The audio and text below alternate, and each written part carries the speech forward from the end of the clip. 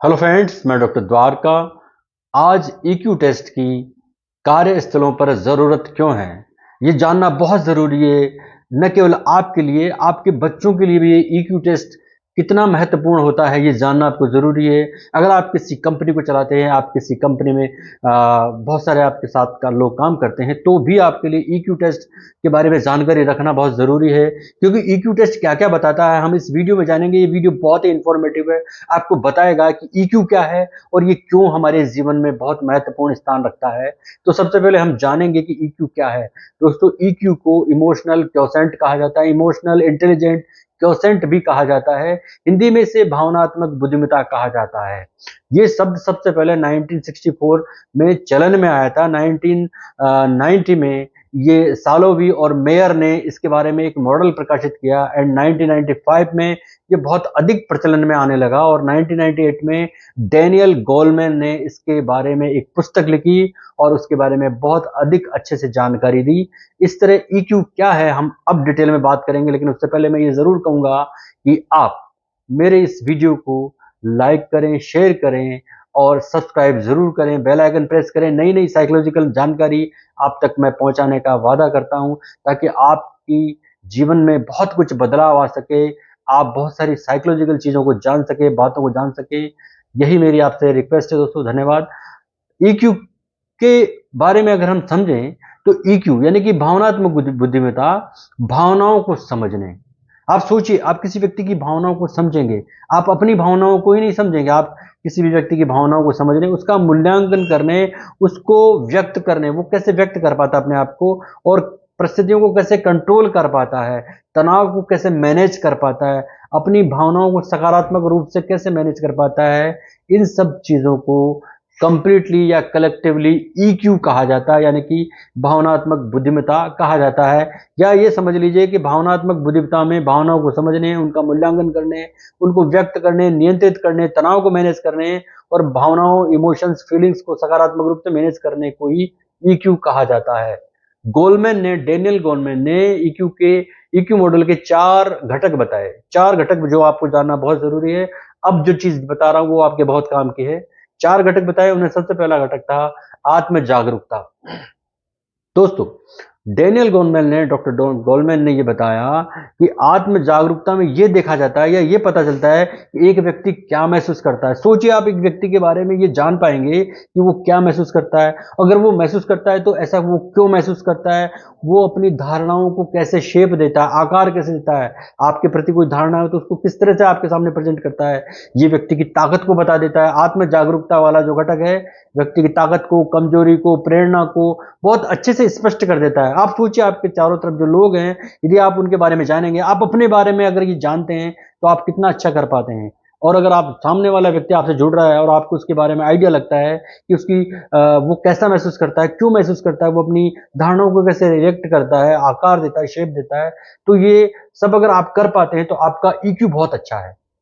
और सामने वाले का अगर है वो ऐसा अच्छा कर पा रहा है तो उसका भी ईक्यू अच्छा है। और ईक्यू अच्छा होने का मतलब है जीवन को बहुत अच्छे से तरक्की की ऊंचाइयों पर ले जाना। और न केवल जानना बल्कि जानना बहुत ज़्यादा ज़रूरी है, क्योंकि आज समाज में बहुत सारी चीज़ें ऐसी अनवांटेड चीज़ें हो रही हैं, व्यक्ति का मिजाज का पता नहीं चलता कि वो क्या महसूस करता है, क्यों महसूस करता है। अगर ईक्यू टेस्ट होगा तो ये तुरंत पता चलेगा, कार्यस्थलों पर चलेगा, कहीं पर भी जब इस टेस्ट को कंडक्ट किया जाएगा तो पता चलेगा कि एक व्यक्ति क्या सोचता है, क्यों सोचता है, धारणा क्या है, शेपिंग कैसे देता है, उसकी ताकत, कमजोरी और ये बाकी चीजें वो पॉजिटिवली कैसे अपने आप को रिप्रेजेंट करता है। ये सब ईक्यू टेस्ट में, आत्म जागरूकता घटक में बहुत अच्छे से समझा जा सकता है। नंबर 2 जो गोलमैन ने घटक बताया वो है आत्म प्रबंधन। आत्म प्रबंधन मतलब सेल्फ को मैनेज करना। ये स्पष्ट हो जाता है आत्म प्रबंधन में कि व्यक्ति अपने आप को पॉजिटिवली किस तरीके से मैनेज करता है, सकारात्मक तरीके से करता है। नेगेटिवली करेगा तो फिर वो तो नेगेटिव ही होगा पूरी तरह से, तो उसका ईक्यू बहुत जीरो हो जाएगा। नेगेटिवली मैनेजमेंट का मतलब है वो ईक्यू उसमें है ही नहीं। तो सकारात्मक तरीके से कैसे मैनेज करता है, क्या वो तनाव के माहौल में अपने आप को, अपनी भावनाओं को, अपने इमोशंस को नियंत्रित कर पाता है या करने की उसमें क्षमता है या नहीं है, और जो परिवर्तन उसके साथ हो रहा है, किया जा रहा है, वो उसके अनुकूल अपने आप को ढाल पाता है। अगर वो ढाल पाता है तो उसका ईक्यू अच्छा है। और अगर वो ढाल पाता है तो वो स्थितियों को कंट्रोल कर लेगा, स्थितियों को कंट्रोल कर लेगा, माने इट मीन्स कि वो अपने वातावरण में सेट हो जाएगा। अगर वो नहीं कर पा रहा है तो उसके अंदर बहुत सारे द्वंद्व हो सकते हैं, कॉन्फ्लिक्ट्स हो सकते हैं, विचारधाराएं, नेगेटिव विचारधाराएं, बहुत सारे ऐसे अनवांटेड थॉट्स भी हो सकते हैं जिनको जानना जरूरी हो जाता है। तो आत्म प्रबंधन घटक में ये सब चीजें पता लग जाती है। नंबर 3, सामाजिक जागरूकता, ये बहुत जरूरी है, तीसरा घटक है।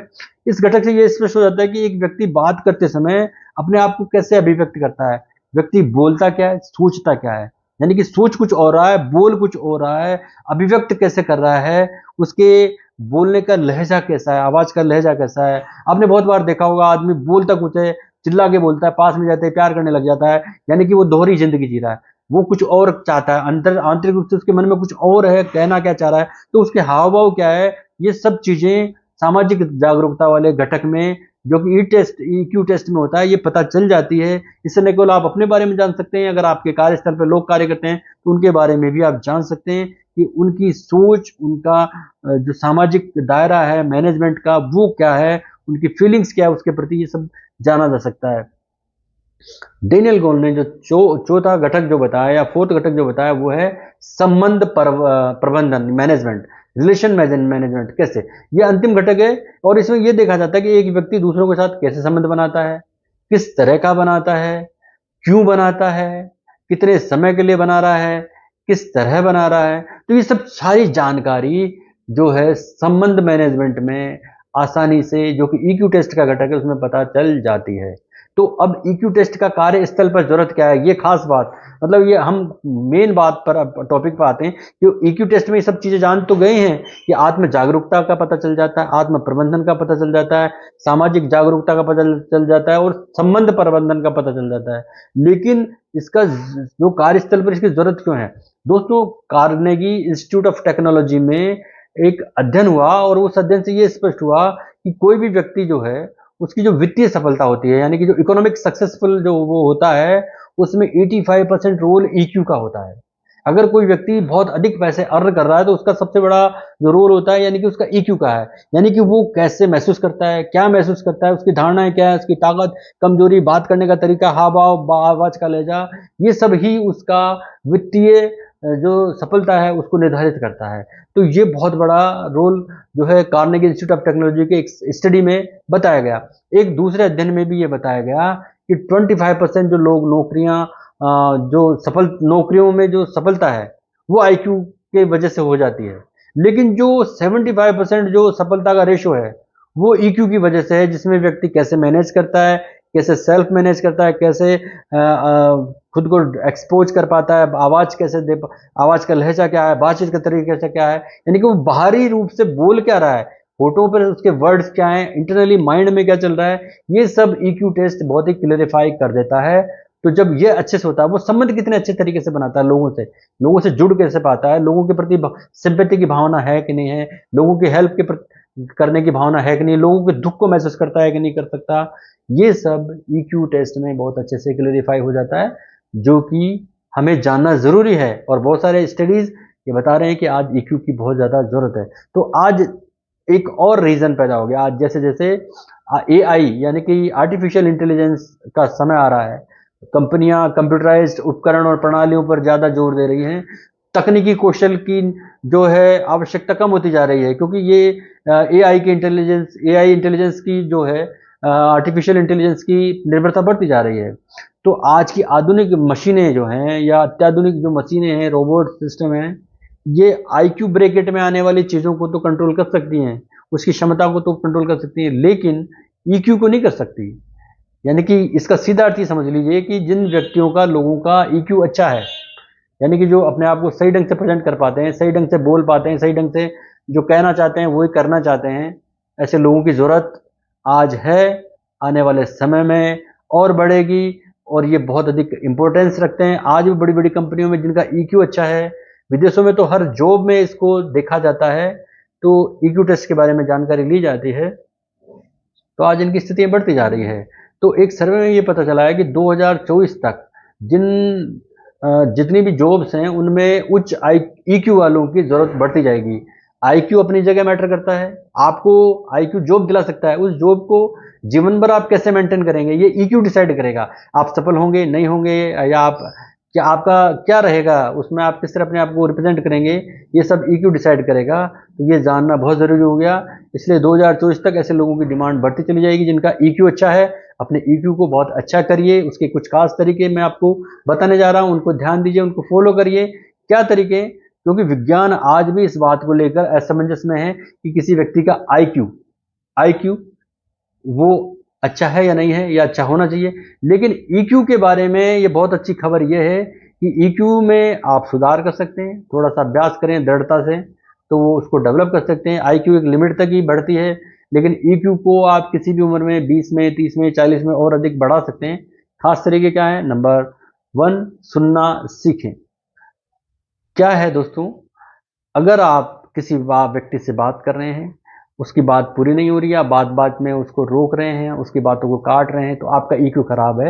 ये बिल्कुल अच्छे से आप समझ लीजिए, क्योंकि इसका मतलब ये हुआ कि आप कॉन्सेंट्रेट होकर उसकी बात नहीं सुन रहे, उसकी बातों का मूल अर्थ नहीं समझ पा रहे, और आप अपनी बातों को बीच बीच में काट रहे हैं। तो आपका ईक्यू खराब है, आपके ईक्यू का लेवल जो है कम है। तो आप अगर अपने ईक्यू को बढ़ाना चाहते हैं तो आप अपनी इस आदत को तुरंत बदलें। ये बहुत ज़रूरी है कि आप लोगों की बात को ध्यान से सुनें, उनका अर्थ, वास्तविक अर्थ का पता चलाएं कि ये चाहता क्या है बंदा मुझसे, और उसके बाद उसको जवाब दें। और तुरंत प्रतिक्रिया देने से बचें, तुरंत प्रतिक्रिया देने से बचें। ये बहुत ज़रूरी है सुनने सीखने के इस टॉपिक में। ये बहुत ज़रूरी है कि आप अपने हाव भाव और बात करने के तरीकों को सही रखें, और सामने वाले के हाव भाव और बात करने के तरीकों से ये पता लगाएं कि वो एक्चुअल में चाह क्या रहा है। ये बहुत ज़रूरी है जानना, ताकि आप अपने ईक्यू लेवल को धीरे धीरे बढ़ाएं और अपने आई कांटेक्ट को प्रॉपर रखें। बहुत से लोग आई कांटेक्ट प्रॉपर नहीं रख पाते, ये भी रखना बहुत ज़रूरी है। नंबर 2, अपने आप को व्यक्त करना सीखें। दोस्तों, सुनना ही कला नहीं है, अपने आप को व्यक्त करना भी एक कला है।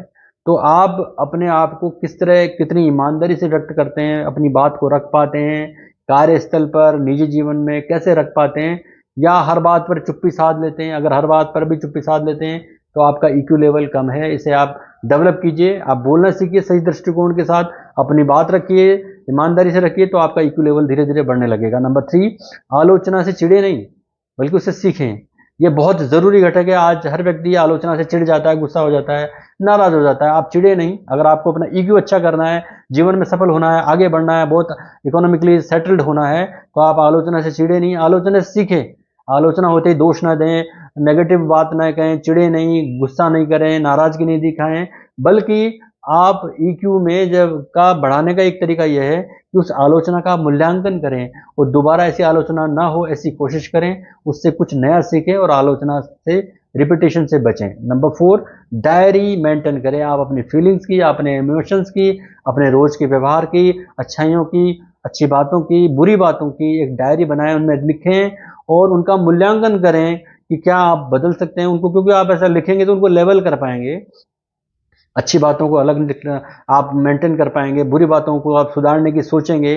तो जब आप ऐसा करने लगेंगे तो आप में बहुत सारा सुधार आएगा, और इस सुधार ही आपके ईक्यू को बहुत अच्छा बढ़ा देगा। और जब आपका ईक्यू अच्छा होगा, जीवन में 100% आप सफल होंगे। और इसीलिए आज कार्यस्थलों पर इसकी जरूरत बढ़ती जा रही है, क्योंकि लोगों के मन में क्या है, मुंह पर क्या है, करना क्या चाहते हैं, बहुत सारे अपराध इसी की वजह से हो रहे हैं। इसलिए भी ईक्यू टेस्ट जरूरी हो गया है कि व्यक्ति बोल क्या रहा है, अंदर क्या चल रहा है। ये सब अगर पहले ही ईक्यू टेस्ट हो जाता है तो उसका मूल भाव, मूल तरीका सब जान जाता है।